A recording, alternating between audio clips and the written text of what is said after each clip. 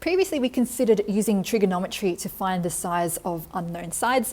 Now what we're going to do is use trigonometry to find the size of unknown angles. Okay, so as usual, let's start off with just getting our SOHCAHTOA acronym at the top just for our reference. Okay, so let's just dive straight into our very first example for this style of question.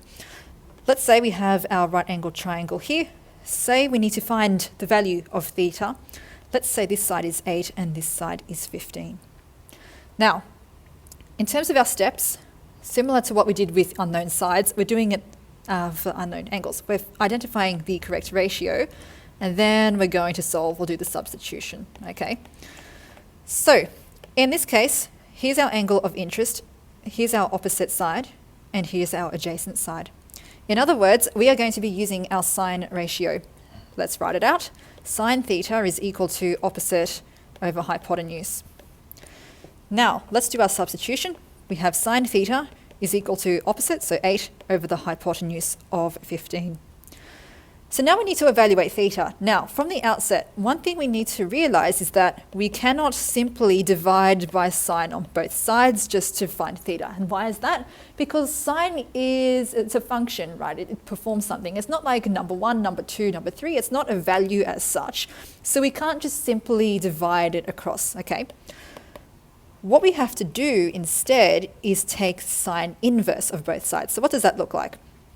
It means we have theta is equal to sine inverse 8 on 15. Okay, we kind of like apply the opposite of sine. Okay, so if we're applying sine to an angle, the opposite is just to take the inverse, to undo that sine on that angle. Okay, and to get that sine inverse or cos inverse or tan inverse, on your calculator, you'll want to be looking at whatever trig ratio you're looking at and looking at the shift button, probably in the opposite order, to be honest. Do shift and then sine or shift cos or shift tan, and then that'll pull out your inverse function. Okay, so then we have theta is equal to sine inverse 8 on 15. When we put that in our calculator, we'll get theta is approximately equal to 32 degrees, and I've just rounded that to the nearest degree. Okay, let's box that and move on to another example. So, example number 2.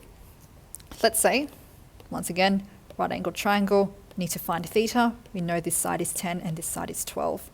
Okay, so straight away, we're dealing with angle of interest. This side is opposite, this side is adjacent. So, if we go back, we're dealing with our tan ratio.